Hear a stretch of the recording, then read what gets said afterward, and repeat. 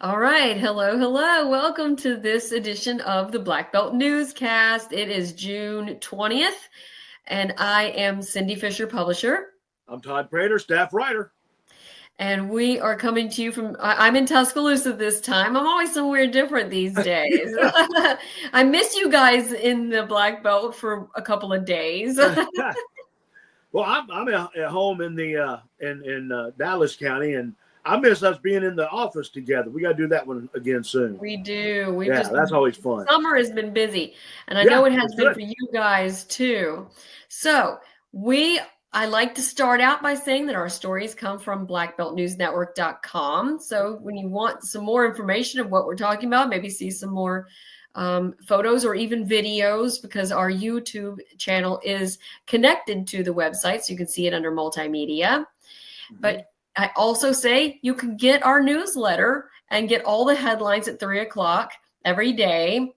And it gives you all the headlines from that day. It is free. When you click on a story and read it, that's free. We want access to be free for everybody, regardless of income. It is our news to share as a community, and we want everyone to have access to it. So we also love to say that we are connecting everybody together as a news agency and an information source. If you've got news to share with us and we haven't reported it yet, send it to news@blackbeltnewsnetwork.com. We're doing this together, guys. This is how we are going to cover the Black Belt community. And we're just so many people, but we have a really great team of community correspondents, and you can join us and be a community correspondent. And that's basically a freelancer.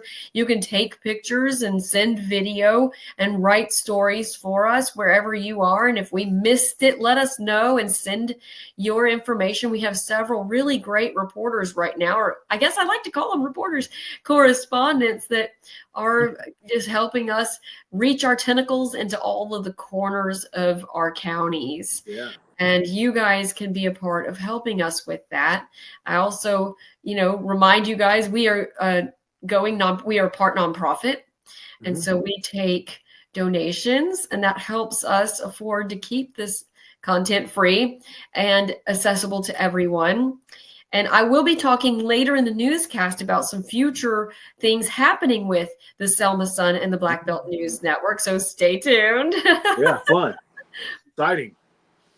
There is a lot of exciting stuff going on because we are growing leaps and bounds, and we want to grow where we need to. And we'll be talking a little bit about celebrating a special anniversary and also our future plans. All right, let's get started with, this is a Black Belt wide story about third graders' results for reading and how well they performed in the state testing.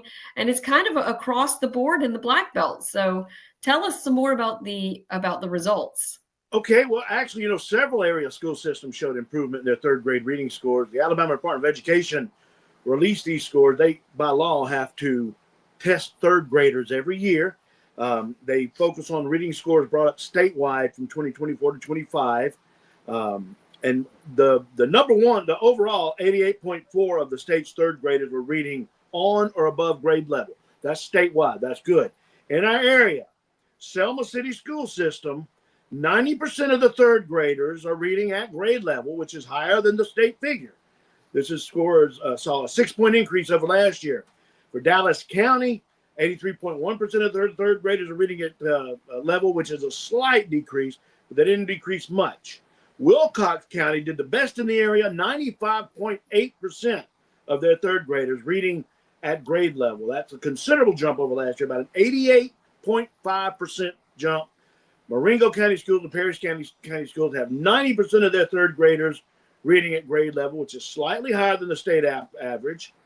Demopolis schools are slightly lower than state average at 88.1, and it's down from 93.9 last year. But the act was passed in 2019, and that's when they really started measuring this. But in our area, most of them are doing well. And the good thing is, even the school systems that are a little bit lower than last year are all above the state average. So that says something in itself there. Yeah, and the scary part about this testing is if they don't pass, they could be held back. And Right, so exactly. it was a motivator to get the third graders at a certain reading score. And with COVID, it's been a challenge, but these kids have been in school most of their little lives since Right. we got back out of COVID. So good to hear. Yeah, excellent. We have a lot of education coverage this today, so let's go on to another one about the healthcare high school in Demopolis has some new leaders that were announced today.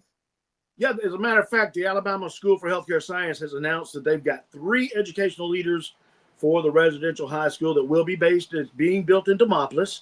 The board approved Laura Bailey as Dean of Curriculum and Instruction. Dr. Antonio Cooper Jr. is Dean of Students, and Susan Spiegel as Admissions Director. Excuse me. They did this at the UAB Hearsink School of Medicine in Birmingham this past Wednesday. Of course, the Alabama School for Healthcare Science being built right there behind Brian Whitfield Memorial Hospital, and they will have it's a residential hospital, so the kids are going to stay there. The first year they're going to be at the University of West Alabama, while the school itself, the building is being built in Demopolis. So they're going to actually start their school year in 2026, and so they're getting their team all lined up and ready for the kids to come to school. That's so exciting because they are going to be off campus until it gets built. So Right. we hear there might be a groundbreaking in the fall, so we're ready for that. Oh yeah, that'll be fun. That'll be good. Okay. Another education item, the Selma 60 mass meeting this topic was on public education. What's neat about this is, and I'm going to see if it'll come up. There we go. Yeah. So it's Senator Robert Stewart and Representative Prince Chestnut for our areas have been hosting the Selma 60, being the 60th anniversary of Bloody Sunday, with different topics that are hot topics in our communities. One of them, this one was about public education. So yeah, they met at Mount Zion. And so this one, they talked a lot about the importance of community cohesiveness, the quality of the education, and then they had a lot of personal experiences of positive impacts that education can make on themselves, their professional lives. And you got to hear from a lot of things, like from people like Pastor Grayson, that have a lot of impact in the community, and their thoughts about the health of public education in the Black Belt. Our representative for the state school board, Tanya Chestnut, was a key speaker as well, talking about her education. She actually had a fun story starting out about other kids that she's taught that are now grown-ups and how successful they've become. So we'll have that story up this weekend. So that's a big thank you to Valencia Benjamin for attending that and getting that video. Next, we're going to talk about a new principal named at Demopolis High School. Former principal, Ms. Gant, she went on to be the deputy superintendent underneath the new superintendent, Adam Pugh. And so they needed a new principal. The school board for Demopolis held a meeting on last Friday, and approved Frederick Franklin to be the new principal. And he comes from the Sachs community that's near Anniston. Right. And it was a 7th through 12th school. And I'm going to share a video I got with him on his, right after his announcement, on his thoughts on what his plans are for the school. Your first things you want to do when you get there? Well, I'm not sure what I want to do. I want to get with the staff, first of all, kind of know who they are on a personal level, and just kind of understand who they are and let them know who I am, and just kind of see what our philosophies are, if we're, same philosophies, that kind of thing. But I don't I'm not looking to, again, do major changes or anything like that. I want to see what's going on and what's working. If it's working well, we'll just leave it at that. Again, I'm not here to do a wholesale changes or anything like that. I want to meet as many students as I can, and I want to talk to them on individual levels, because I'd like to know who I'm leading, not just the teachers, but the students as well. Obviously, parents. So if parents are interested in coming up and supporting or just have any kind of input, I welcome that as well. So just right now, getting in, seeing what's going on, and just trying to be as an effective leader as I can be. And what did you learn from your last place that you think will work here? And maybe the biggest thing I'm looking at is I'm going to still continue. Oops, I hit the button too soon. Uh-oh. I actually really enjoyed meeting him and talking to him. He's really a really nice guy, and he brought his family with him. He'll be moving there. He really loves hunting and is hoping that this is going to be a great area for that. And I told him, yeah, that's the best. That's one of the things we do best here. Yeah, I need to go meet him. He and I need to go hunting together. Yeah. I mentioned Soggy Bottom and a few options in the area. So that's exciting news for Demopolis High School. And full disclosure, my daughter's a rising sophomore and a varsity cheerleader at Demopolis High School. So, I went as a journalist, but I was also really interested in who's going to be leading my kid. That's right. That's kind of living in our communities while we are, we live here. We live here and we have kids here. We're moms and dads first. Yep, we care too. And then we're journalists too. Okay, let's go to Perry County, another education story. Even though it's the summer, we have a lot of great education things going on. R.C. Hatch has a new financial literacy program. Tell us about that. Yeah, I got the opportunity to speak to the lovely Miss Keisha Abrahams. She is the PTO, the Parent Teacher Organization president at R.C. Hatch, and they have done their second year of their financial literacy school classes, seminars. And those first pictures, they're at the PTO meeting, parents and children. They talk about creating wealth, opportunities, insurance, importance of saving, importance of investing, home loans, anything they can about the saving. Then they have teamed up with the Perry County Extension to make those piggy banks that you saw. And then, of course, they're the winners of the piggy bank competition. And she said the piggy banks are made from items that are in the home. Bottles, cans, whatever's in the home. And she said they get extremely creative. The kids, they do it pre-K to K, grades 1 and 2 and 3, then grades 4, 5, and 6. I'll group them together that way. And the parents and the kids work together making those piggy banks. And they also start learning more and more about financial literacy. Now, we're going to have a story on this coming up in the next couple of days. I just talked to her yesterday. Wonderful lady, and it's a great program. And this is one that she and I, while we were talking, suggested that other school systems, other PTO systems may listen to what she's doing and what they're doing at R.C. Hatch and in Perry County and take the idea. And actually, she said she got the idea from other places. She wants to spread the idea because it's so important. Reading, you got to learn how to read. We already talked about that. Financial literacy is another thing that we really need to shore up, and they're doing it there in Perry County. All right. I'm glad to see that. Yeah, it's really exciting. I love it.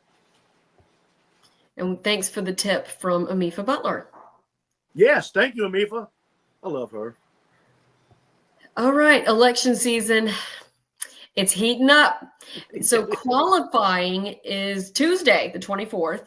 So everybody that wants to qualify, it ends Tuesday.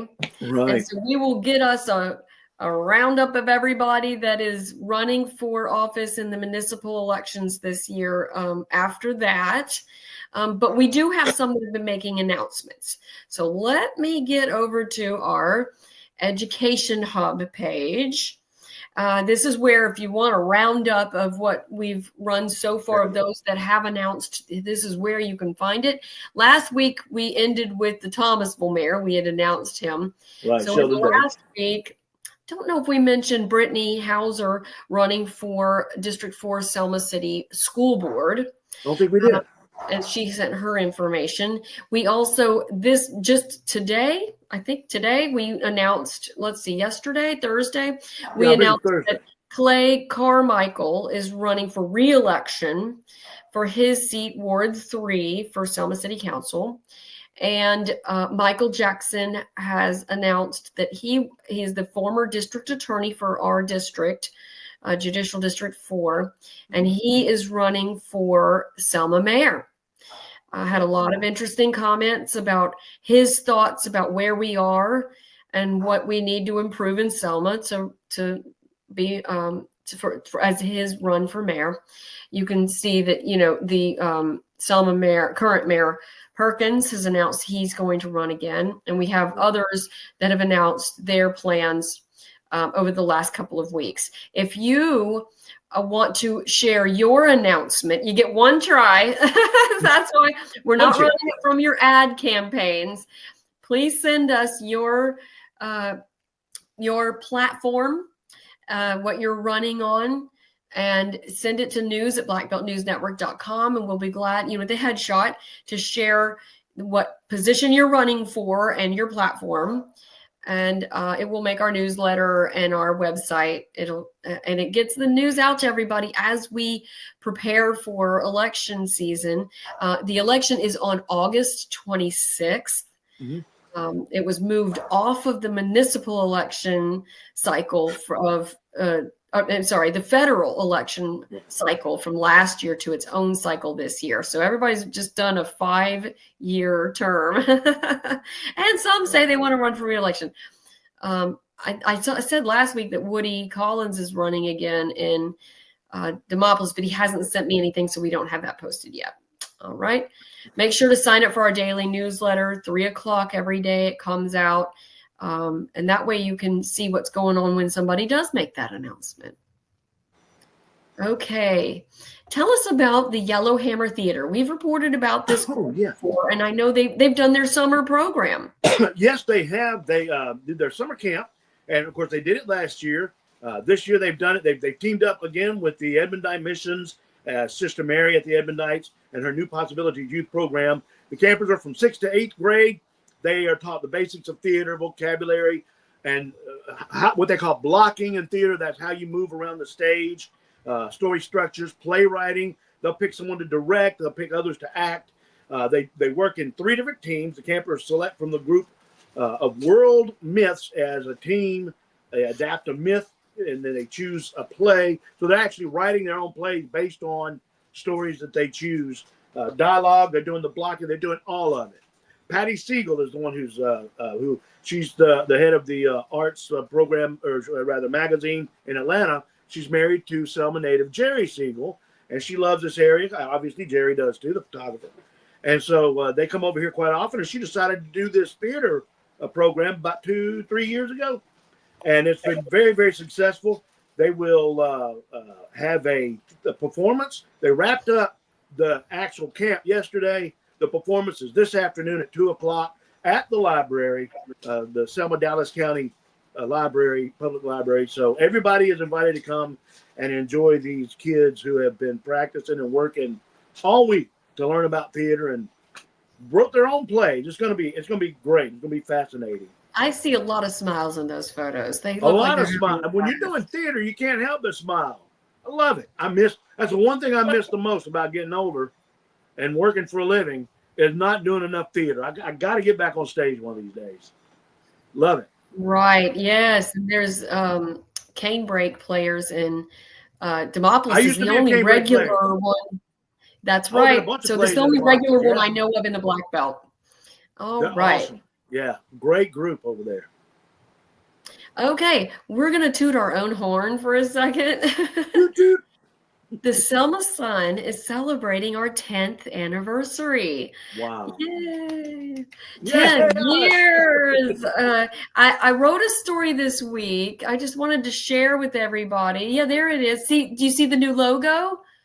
Show that a little closer. So I had that. I added a little 10th anniversary logo. That's going to be on the paper for the next 6 months to celebrate our 10th anniversary. Cool. So the paper, the Selma Sun was started in 2015 by some business leaders that wanted to provide more sunny content. That's where the name came from. And they also wanted to bring in better business practices to the area. So meaning better prices for things like advertising, but also for legal notices, which is our goal was to get the permit to do legal notices. We got that in 2019. It took a few years. And it does generally take a few years. It's not an easy thing to do. Not at all. Once we did that, we were able to bring in enough revenue to grow to the Black Belt News Network. So and we were a print paper. We have been a print paper for 10 years now, and excited for the future with the Black Belt News Network. So I have a story. Did I share my screen yet? No. I wanted to share the story of the 10 years of covering news for Dallas. Yeah. Yay.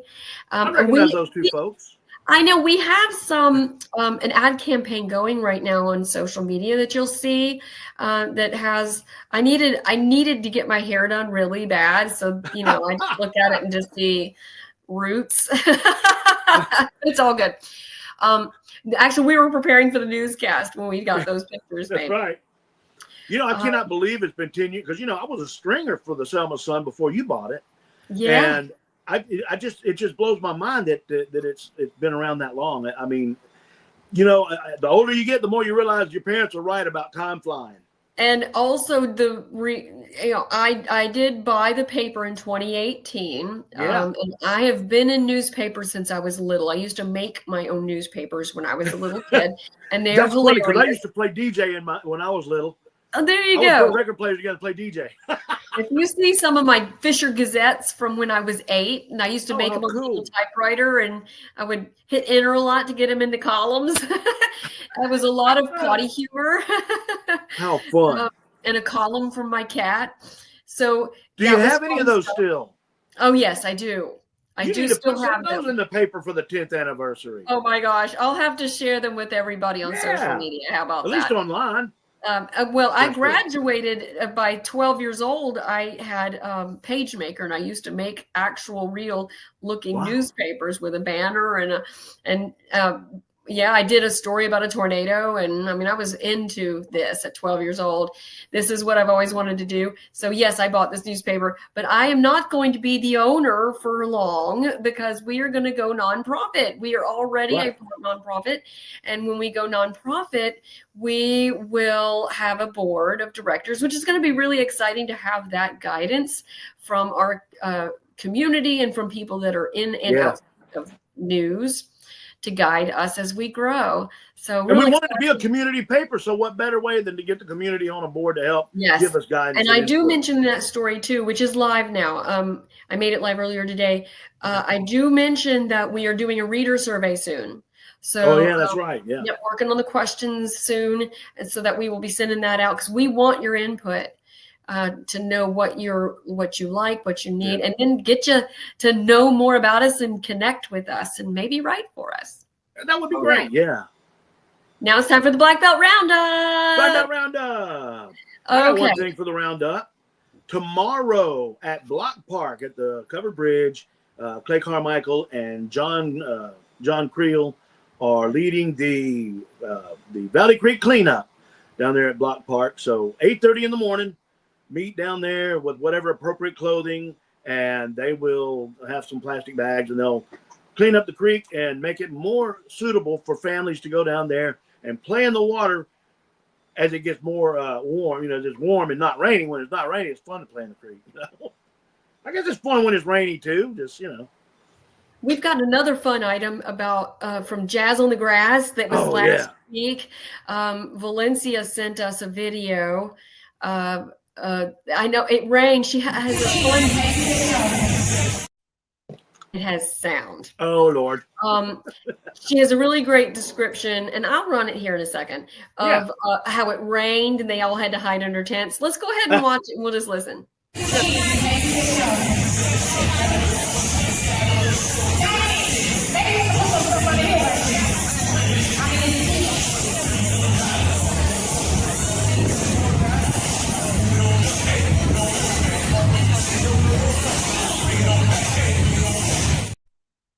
that was when it wasn't raining, and that's from a vendor point of view, and you can hear the music in the back. I know they had a harmonica guy that played a harmonica that was amazing, and that is the 14th anniversary of Jazz on the Grass. Wow, I didn't realize 14. That's awesome. Yep. Love me some jazz now. I grew up on jazz. I love it. Okay, so we have a lot coming up here as the summer continues to roll on. Yeah. Remember that also we take donations at blackbeltnewsnetwork.com. We are a part nonprofit now. I'm just to see if I can find. Yes. There you go. And we would love to have your help to keep our news going, to keep this news free. And it is tax deductible because we are a part nonprofit. There you go. And I always like to thank our sponsors. We couldn't do it without our sponsors. And that's not it. Randall Funeral Home. Give a thoughtful final gift to your family. Call today, 334-874-9081. And Randall Miller Funeral Service Advisor will meet with you and help you plan out what you need for your final goodbye. And it will also be a gift that you're giving to your family because it will be exactly how you want it and you could save money. It's a really great idea. All right. My dog is next to me upset about. I hear him asking for some attention, Mama. No, he thinks there's some food on the floor. It's not about my attention. But you can be a sponsor too. Send your ideas, or if you want your business to grow, let us know. News at blackbeltnewsnetwork.com. And follow us on Facebook, Instagram, TikTok, YouTube at Black Belt News Network. We have a lot of ways for you to connect with us. We believe we need to find you where you are, which is on your phone. 91% of you guys read us from a mobile phone and watch this right now from your phone. Yes, exactly. So yeah, we will see you guys next week. I should be back in town in the Black Belt. Good. Maybe we can get back together at the home office. I love the home office. Yeah. All right. We'll see you guys next week. Y'all have a great week, a great weekend. Be safe.